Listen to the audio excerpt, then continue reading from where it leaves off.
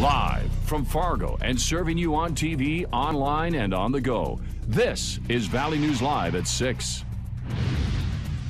Winter conditions are having an impact on everyone, including law enforcement. This is from earlier this afternoon on I-29 near the 52nd Avenue South exit in Fargo. A North Dakota Highway Patrol trooper needed a hand from a tow truck to get out of the ditch. It looks like no one was hurt. Icy roads have been tricky following multiple rounds of stormy winter-like weather, and more snow could be on the way later this week. But will flakes continue to fly into the evening? Let's go right to Hutch Johnson for the very latest. Hutch? Thanks so much, you guys. A couple of our concerns as we head into the evening. Most of us are seeing the snowfall cease as it's exiting the region. There are a few remnant flakes out there, and snowfall totals today. An update from the Nevis area, 6.5 inches there. Evergreen 5.3 measured earlier, 4.5 in Bluffton, and upwards of 2 here at the studios of Valley News Live. Lidgerwood and Olin also picking up 2 inches. There's what's left of our snow showers, one in south central North Dakota and one right here in the valley into northwest Minnesota. Fairly light, and it's decreasing in aerial coverage, so our chances of snow will continue to diminish tonight. However, if you're in Stutsman County through Griggs County, you may see some very light showers of snow. Less than 1/10 of an inch as we head through the evening is expected. Winter weather advisories continue out in the eastern portions of Minnesota as we go through the evening. But for us, thanks to the cloud cover and a chance for some patchy fog, temperatures will stay fairly steady this evening. Overnight, though, it looks like our temperatures will dip below freezing, so that means sidewalks, bridges, overpasses, things of that nature could once again become icy. So use caution with that night travel and first thing in the morning. All right. Thank you, Hutch. And make sure you have the Valley News Live Storm Team weather app so you can keep up with the weather anytime, anywhere. You'll get the latest forecasts and conditions so you can plan your day. Just search VNL Weather in the App Store and download it for free. These 3 kids were at the core. I mean, everything revolved around these kids. A fatal crash on icy roads yesterday has forever changed a family in the Red River Valley. 2 kids are dead after a mom lost control of her vehicle and their car was struck by a semi-truck near Reynolds on I-29. Valley News Team's Ryan Laughlin reports on the show of support and what law enforcement say about this stretch of road. Yesterday's slushy roads turned to ice the further north you travel on I-29. Near Reynolds, icy roads turned deadly. Just an overwhelming sense of powerlessness. Lauren Ward is a family friend with Trista Curry. Yesterday, she heard she was in a car accident. I mean, we knew very little at first. Family friends say Trista was driving northbound on I-29 visiting Grandma. They were in the left lane trying to pass a car when they lost control of their vehicle. It's when they were struck T-boned by a semi. Her 1-year-old Camden and 9-year-old Maxwell died in the crash. Trista and her 3-year-old Avalon were transported to Altru and Grand Forks with serious injuries. I mean, the thought of having to bury 2 of your 3 children and then the challenge of paying for that, I mean, it's absolutely unimaginable. Lauren helped set up a You Caring page for the community to support the Curry family, already raising around $40,000. The road before this family is going to be hard.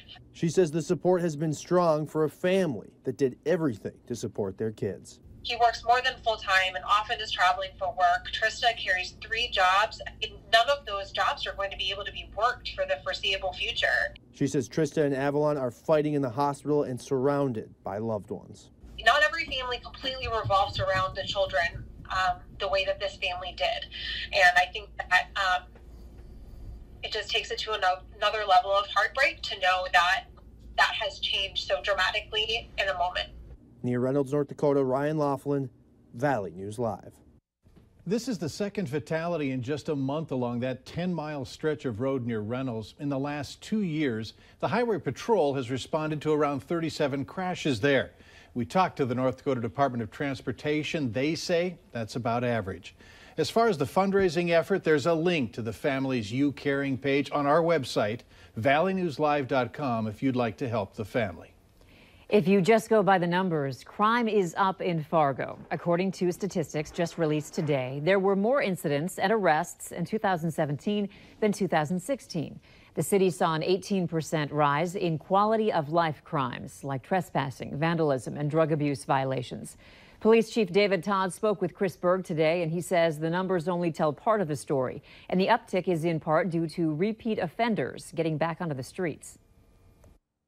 We have people that we deal with multiple times within a year, and they get relatively short sentences, and we're out dealing with them again. The gentleman I was talking to you about, his name is Blankenship, was his last name, and we had 50 cases on him last year in 2017. That's almost one a week. You can hear more from Chief Todd when he joins Point of View with Chris Berg tonight at 6:30 on KX4. In an effort to make North Dakota roads safer, law enforcement will be zeroing in on drivers who text. The nationwide You Drive, You Text, You Pay enforcement campaign runs from April 1st through the 30th. Writing, reading, or sending any electronic message or using a communications device to access the internet while driving is illegal in North Dakota. The fine's $100. The law applies to any driver of a vehicle in a traffic lane, even while stopped at a red light or in a construction zone. Last year, nearly 400 tickets were written in North Dakota for distracted drivers during the state's 2 enforcement periods. Investigators say a missing boy from Motley, Minnesota may be with a family member or someone else he knows. As we first told you, 15-year-old Dylan Vorbeck ran away from his home in rural Motley a little over 2 weeks ago. The Cass County, Minnesota Sheriff's Office says they need more information in order to track him down. If you have any details as to where Dylan may be, you're asked to call your local law enforcement.